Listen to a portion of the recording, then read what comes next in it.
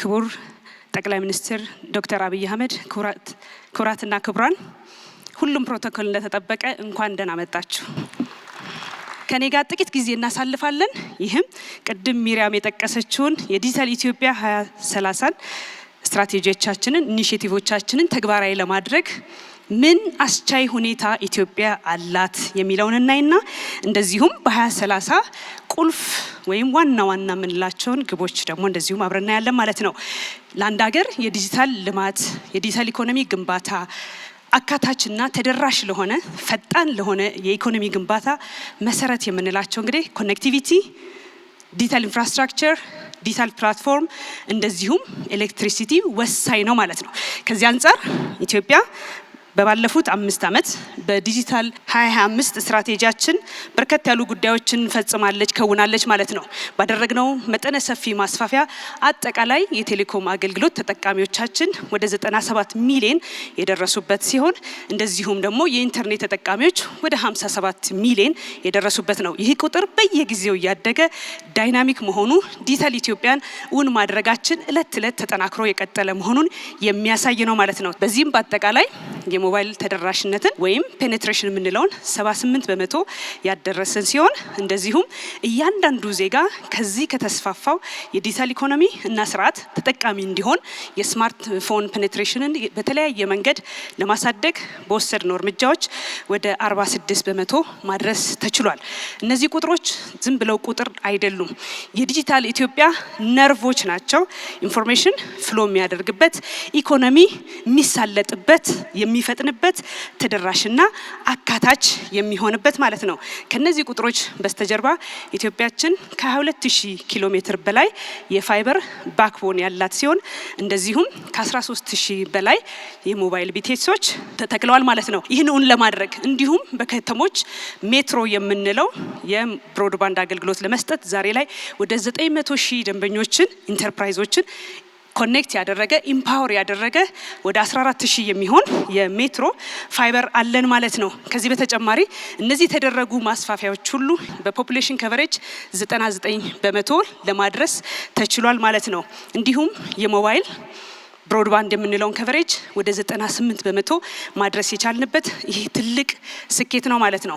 ባለፉት 5 ዓመታት ካደረግናቸው መጠነ ሰፊ በቴሌኮም ዘርፍ የተደረገው ማስፋፊያ ከተሞቻችን ፈጣን የኢንተርኔት አገልግሎት እንዲያገኙ እድል ፈጥሯል። በዚህም ከ1030 በላይ ከተሞች የ4G አገልግሎት እንዲያገኙ ሆኗል።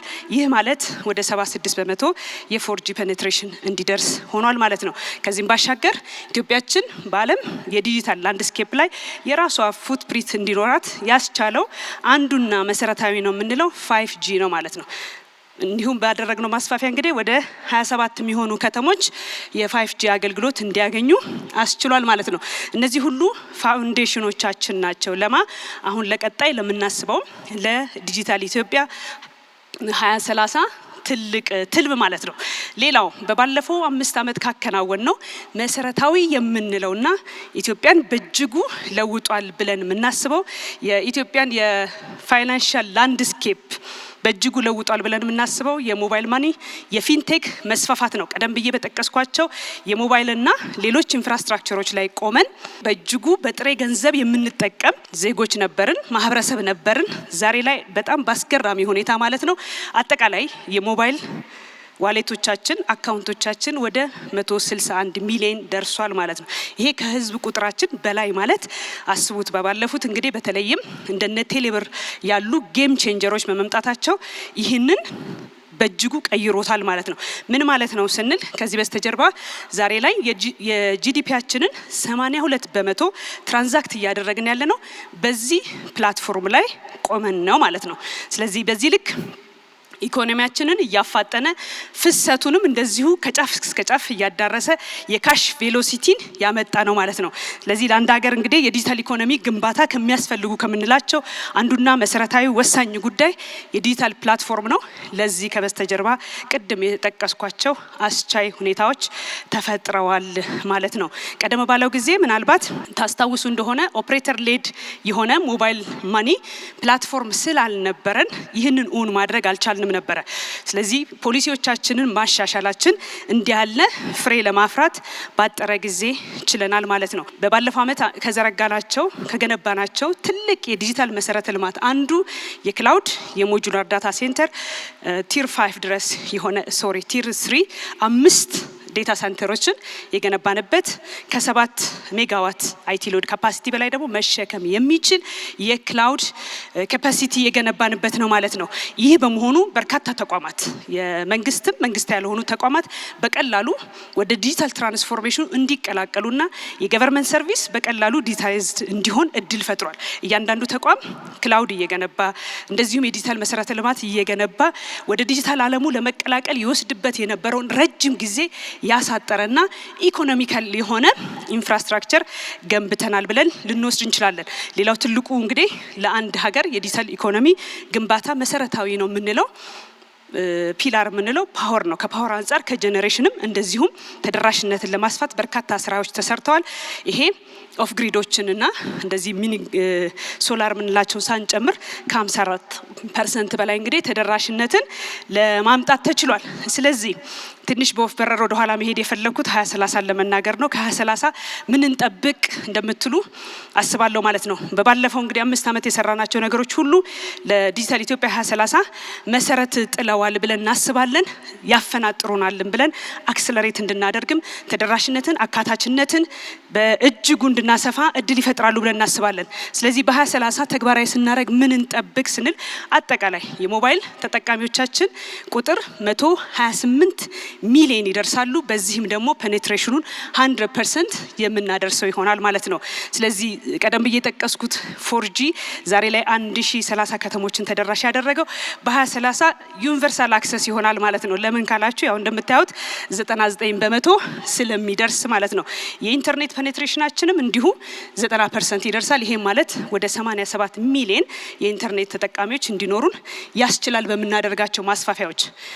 በቀጣይም እንደዚሁ በምናደርጋቸው ማስፋፊያዎች ከ100 በላይ ከተሞቻችን የ5G አገልግሎት ተጠቃሚ ይሆናሉ። ይሄም በመሆኑ እንግዲህ የተለያዩ የ5G ዩዝ ኬዞችን ተግባራዊ እንድናደርግ እንደ ስማርት ማይኒንግ፣ ስማርት ኤዱኬሽን የመሳሰሉትን ስማርት አግሪካልቸር የመሳሰሉትን ቨርቹዋል ሪያሊቲን ሌሎችንም የኤአይ ኔቲቭ የሆኑ ሶሉሽኖችንም ተግባራዊ እንድናደርግ ደግሞ 5G የራሱን ሮል ይጫወታል። በዚህም በርካታ ከተሞቻችን ተጠቃሚ እንዲሆኑ ማስፋፊያዎች ይከናወናል። ሌላው መሰረታዊና ቁልፍ የሆነ ጉዳይ የስማርትፎን አዶፕሽን ነው። እንግዲህ በርካታ እርምጃዎችን መውሰድ ይኖርብናል። ማኒፋክቸር እስከማድረግ ድረስ መድረስ ይጠበቅብናል ማለት ነው ይህን ራዕይ እውን ለማድረግ። ስለዚህ በእነዚህ 5 ዓመታት በቀጣይ ማለት ነው በሚወሰዱ የተለያዩ ስትራቴጂክ ኢኒሼቲቮች ስማርትፎንን ለማሳደግ አዶፕሽኑን ወደ 85% እንደርሳለን ብለን አልመናል ማለት ነው። ስለዚህ ይሄ በርካታ አካላትንም የሚያሳትፍ ይሆናል ማለት ነው። ቀደም ብዬ እንደጠቀስኩት እንግዲህ የክላውድ ኢንፍራስትራክቸራችን አሁን ላይ የደረሰበት እንዳለ ሆኖ በ2030 የታሰቡ በርካታ ጉዳዮችን ደግሞ እውን ለማድረግ እንዲያስችለን ማስፋፊያ ተጨማሪ ማድረግ ይጠበቅብናል። ይሄ በመንግስታዊ ተቋማትም እንደዚሁም በግል ሴክተሩ የሚደረገው በአጠቃላይ ተደምሮ ኤአይ ኔቲቭ የሆነ እንደዚሁም ኤአይ ኮምፒቲንግ ካፓሲቲ ያላቸውን ክላውድ ኢንፍራስትራክቸር እናስፋፋለን። በአጠቃላይ ከ50 ፔታባይት በላይ ካፓሲቲ እንፈጥራለን። 2 ሃይፐር ስኬል ዴታ ሴንተር እንደዚሁም ይኖረናል ማለት ነው።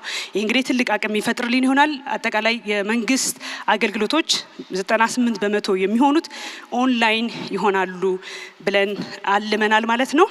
በገጠር ያሉ ዜጎቻችን በዲጂታል ያለውን አገልግሎት ይበልጥ ተጠቃሚ እንዲሆኑ ደግሞ እንደዚሁ የዲጂታል ሴንተሮች ይኖሩናል። ወደ 90% ከቨሬጅ እንዲኖረው በዚህም ሰፊ ስራዎች እንሰራለን ብለን አልመናል በ2030 ማለት ነው። ከዲጂታል ፔመንት አንጻር ቀደም ብዬ የጠቀስኩት 82% እንግዲህ ወደ 750 ይመጣል ማለት ነው። የጂዲፒያችንን 750% በዲጂታል ፕላትፎርም ትራንዛክት እናደርጋለን ብለን አልመናል ማለት ነው። ዛሬ ላይም በነገራችን ላይ ትራንዛክት ያደረግነው ከጂዲፒው በላይ ነው አይደለም 18 ትሪሊየን። ስለዚህ ምን ያህል እንግዲህ ኢኮኖሚውን እንደሚያፈጥነው እንደ ፍሰቱ እንደሚጨምረው ግልጽ ነው ማለት ነው። ስለዚህ አሁን ያለውን ደግሞ እንደዚሁ በአርባንና በሩራል በከተማና በገጠር ያለውን የዲጂታል ዲቫይድን በምንወስዳቸው በርካታ ኢንተርቬንሽኖች ከ24 ወደ 8 እንደዚሁም በጾታም ያለውን ዲጂታል ዲቫይድ ደግሞ እንደዚሁ ከ10 ወደ 3 የምናወርድበት ነው። ለዚህም ነው ይበልጥ አካታች ተደራሽ ፈጣን ኢኮኖሚ ዲጂታል ኢኮኖሚ እንገነባለን ብለን የምናስበው። ስለዚህ ሁለንተናዊ የሆነ እድገት ይኖረናል ብለን እናስባለን ማለት ነው። የኤሌክትሪክ አገልግሎታችን አሁንም በጄኔሬሽንም ካፓሲቲያችን እያሰፋን ተደራሽነቱን እያንዳንዱ ግለሰብም አገልግሎቱን እንዲያገኝ የሚያስችል በርካታ ስራዎች ይሰራሉ። 75% አክሰስ ይኖረናል ብለን በ2030 እንደዚሁ አልመናል ማለት ነው። ይህን ሁሉ አድርገን ምንድነው የምናገኘው? ምናልባትም ከኢኮኖሚ እድገት አንጻር ከስራ እድል ፈጠራ አንጻር ያለን እንደሆነ ዛሬ ላይ ሁላችሁም እንደምታውቁት የሞባይል ኢንዱስትሪ ኢኮሲስተሙ በአጠቃላይ ለዓለም ጂዲፒ ማለት ነው በአጠቃላይ ኮንትሪቢዩት የሚያደርገው ዛሬ ላይ 6.5 ትሪሊየን ዩኤስዲ ኮንትሪቢዩት ያደርጋል። በ2030 11 ትሪሊየን ይደርሳል ተብሎ ይጠበቃል። አህጉራችን አፍሪካ ዛሬ የ2025 ሪፖርት አልወጣም። የ2024 እንደሚያሳየው 220 ቢሊየን ዩኤስዲ ለጂዲፒው ኮንትሪቢዩት እያደረገ እንደሆነ ኢኮሲስተሙ ያሳያል ማለት ነው። በ2030 270 ቢሊየን እንደሚሆን ይጠበቃል። ኢትዮጵያም የዚህ ተቋዳሽ ነው የምትሆነው፣ ድርሻ ይኖራታል ማለት ነው። የስራ እድል ከመፍጠር አንጻር በዓለም አቀፍ አጠቃላይ ኢኮሲስተሙ 30 ሚሊዮን ገደማ በቀጥታና በተዘዋዋሪ ማለት ነው የስራ እድል ፈጥሯል። በአህጉራችን አፍሪካ ወደ 11 ሚሊዮን በዓለም አቀፍ ደረጃ ካየነው በ2030 ወደ 40 ሚሊዮን ይደርሳል ተብሎ ይጠበቃል። በአህጉራችን አፍሪካ ኔት ከ3 እስከ 4 ድረስ ተጨማሪ የስራ እድል ይፈጥራል ተብሎ ይጠበቃል። ያ ማለት ወደ 15 ሚሊዮን። ኢትዮጵያስ የት ትደርሳለች ብለን ካሰብን በዚህ ስራ ዘርፍ ወይም ደግሞ በሞባይል ኢኮሲስተም ተጨማሪ 1.2 ሚሊዮን የስራ እድል ይፈጥራል ተብሎ ይጠበቃል ማለት ነው። ስለዚህ እየገነባን ያለ ነው የዲጂታል ኢትዮጵያ ለዜጎቻችን የስራ እድል የሚፈጥር አካታችና ተደራሽ የሆነ ኢኮኖሚን የምንገነባበት ፈጣን የሆነ ኢኮኖሚ የምንገነባበት ጭምር ነውና የጂዲፒያችን ቀመሩ እንግዲህ ወደ ዲጂታል ኢትዮጵያን ከጀመርን አንድ ስትራቴጂ ጨረስን። አንዱ መማር የሚኖርብን ካለም ቀመሩ ደግሞ እንዴት ነው የሚሰላው የሚለውን ማጥናት ይኖርብናል። ምክንያቱም አንዳንድ ጥናቶች እንደሚያሳዩት የዲጂታል ኢትዮጵያ 2030 ሲጠናቀቅ ኢኮሲስተሙ እስከ 10% የሚሆነውን የኢትዮጵያን ጂዲፒ ይሸፍናል ተብሎ ይጠበቃል ማለት ነው። ወይም ድርሻ ይኖረዋል ተብሎ ይጠበቃል። ይሄ ትልቅ እመርታ ነው የሚሆነው ማለት ነው። ስለዚህ በአጠቃላይ በ2030 ይሄንን እንጠብቃለን። ዲጂታል ኢትዮጵያ በአንድ በሁለት በሶስት ተቋማት የሚገነባ አይደለም። 25ም እንደሱ አልነበረም። ስለዚህ አጠቃላይ መሰረተ ልማቶቻችን በመገንባት ፖሊሲዎቻችን ሪፋይን በማድረግና በጋራ በመስራት ዲጂታል ኢትዮጵያን አክሰለሬት እናደርግ እውን እናደርግላለሁ። ስላደመጣችሁኝ እጅግ አድርጌ አመሰግናለሁ።